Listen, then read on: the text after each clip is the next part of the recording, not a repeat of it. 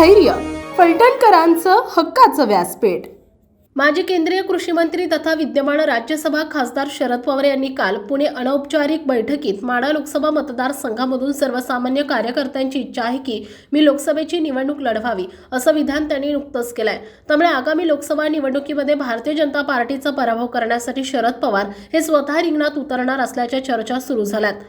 पुणे येथील एका अनौपचारिक बैठकीत माजी केंद्रीय कृषी मंत्री तथा विद्यमान राज्यसभा खासदार शरद पवार यांनी कार्यकर्त्यांकडून माढा, सातारा आणि पुणे येथून आपण निवडणूक लढवावी अशी आग्रही मागणी केली जाते। खासदार शरद पवार यांनी या केलेल्या विधानामुळे आगामी माढा लोकसभा मतदारसंघामधून खासदार शरद पवार हे निवडणूक लढवणार असल्याचं समोर येत आहे। गेल्या काही दिवसांपासून माढा लोकसभा मतदारसंघामधून महाविकास आघाडीचा नक्की उमेदवार कोण असणार हे अद्यापही समोर आलं नाही। माढा लोकसभा मतदारसंघाची निर्मिती झाल्यानंतर स्वतः शरद पवार यांनी या मतदारसंघाचं प्रतिनिधित्व केलंय। त्यामुळे पुन्हा या मतदारसंघातून त्यांना निवडून येणं अवघड नाही असंही बोललं जात आहे। पुणे येथील जाहीर कार्यक्रमात बोलताना खासदार शरद पवार म्हणाले की माढा, सातारा आणि पुणे येथील कार्यकर्त्यांकडून मी निवडणूक लढवावी अशी आग्रही मागणी केली जाते।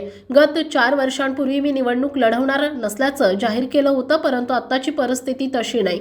मी आज अखेर 14 निवडणुका लढवल्यात, त्यामुळे आता निवडणूक लढवणं अवघड नाही। याबाबत अद्याप राष्ट्रवादी काँग्रेस पार्टी शरदचंद्र पवार पक्षाचा कोणताही निर्णय झाला नाही, परंतु येणाऱ्या काळामध्ये एक लोकसभेची जागा वाढवण्यासाठी स्वतः शरद पवार हे माढा लोकसभा निवडणुकीच्या रिंगणात उतरू शकतात असा अंदाज व्यक्त केला जातोय।